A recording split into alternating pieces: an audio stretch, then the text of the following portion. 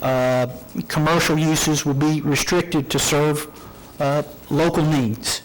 We're not going to have destination retail or so-called magnet land uses where you're going to be drawing in a lot of traffic from other areas.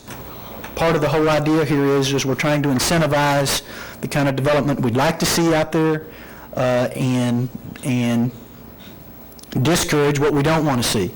And by not waiving capital recovery fees, which would be significant for a big retail operation, we are discouraging putting in a big retail operation. And of course, our land use agreement will be very specific about there not being such uses.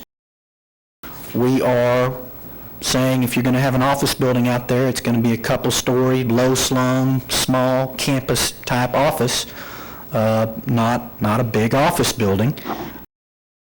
They're going to continue to be bound by this agreement. The purpose here is to get them contractually bound in addition to the conservation easement and the contract. They also agree that this agreement is going to be, as lawyers say, a covenant running with the land. The final settlement agreement will be filed in the deed records and will bind any successors in interest to the Bradley interest, and they'll have notice of it because it will be part of the deed records.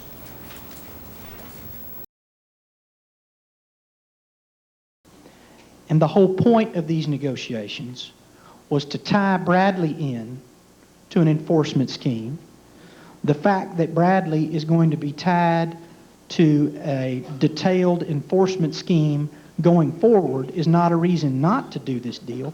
It is a principal reason, as the mayor said at the last meeting, to do this deal if the council decides to do it.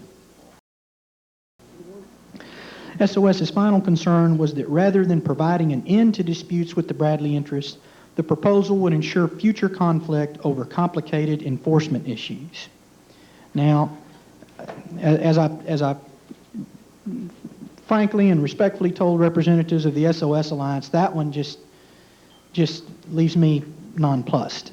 That's the point, is to tie him to an enforcement scheme. Several folks have said, I quit counting at 10, there's not a reason in the world to do this.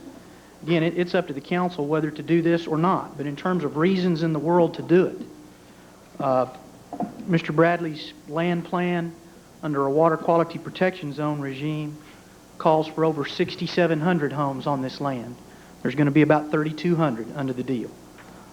His land plan calls for 5.5 million square feet of office on this land, and there's going to be about 1.2 million under this deal. There are plenty of principled, well-reasoned arguments not to do this, but there are some very concrete reasons to at least seriously consider it.